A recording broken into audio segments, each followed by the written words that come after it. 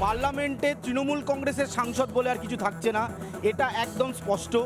রাজ্যসভায় যে কটা আসন আছে একাধিক পদত্যাগ হয়েছে, সেই সমস্ত আসনে নির্বাচন হবে রাজ্যসভার। আবার লোকসভাতে তৃণমূল কংগ্রেসের সাংসদ বলে আর আমরা কিছু পাবো না, সেখানে পাবো হচ্ছে NCPI, National Citizen Party of India, এই রাজনৈতিক দল হিসাবে আত্মপ্রকাশ। এমনকি বিধানসভায় যে পরিষদীয় দল, সেখানে যারা বিধায়করা বিক্ষুব্ধ রয়েছেন 60 জন, 62 জন, 64 জন, যাই হোক, তারাও এনসিপিআই এর সাথে গেলে, সুতরাং বিধানসভাতেও তৃণমূল কংগ্রেস বলে আর কিছু থাকবে না। সর্বভারতীয় ক্ষেত্রে তৃণমূল কংগ্রেসের যে অস্তিত্ব একেবারে তলানিতে ঠেকেছে, যেটা আমরা অনেক দিন ধরে বলছিলাম যে তৃণমূল কংগ্রেস বলে আর কিছু থাকবে না, সেটাই আস্তে আস্তে প্রকাশ পাচ্ছে। এবং এই মুহূর্তে যে পার্টির সাথে তারা মার্চ করছে, সেই পার্টির সাথে মার্চ হয়ে গেলে এরা প্রত্যেকে কিন্তু সেই পার্টির সদস্য।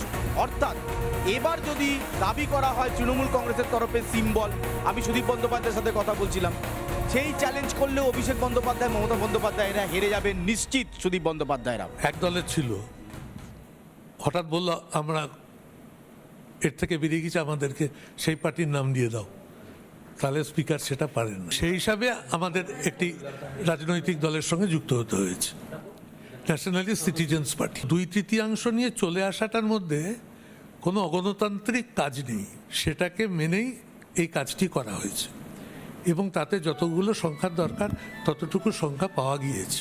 উপরন্তু স্পিকার বলেছেন আপনারা ঘরের জন্য আবেদন করুন নতুন পার্লামেন্ট ভবনে, পার্লামেন্টে যেখানে এই 20 জনই বসবে। जो हमारे कुल मिला के जितने हैं उसमें से 2/3 से ज्यादा है। हम ये जो जुट अपील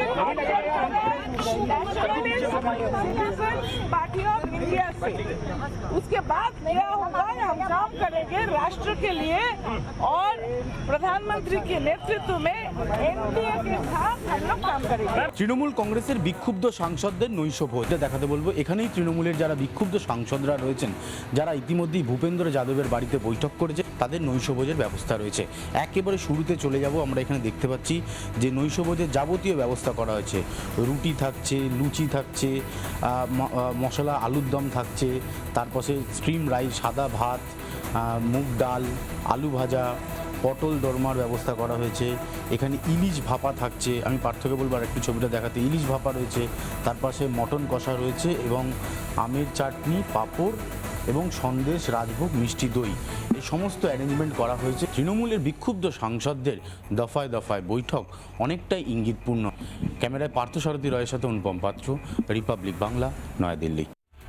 নানা ধরনের কন্টেন্ট দেখার জন্য লাইক করুন, শেয়ার করুন আমাদের ফেসবুক পেজ, সাবস্ক্রাইব করুন আমাদের ইউটিউব চ্যানেল। পাশাপাশি অন্যান্য ব্রেকিং নিউজের জন্য অবশ্যই চোখ রাখুন রিপাবলিক বাংলায়।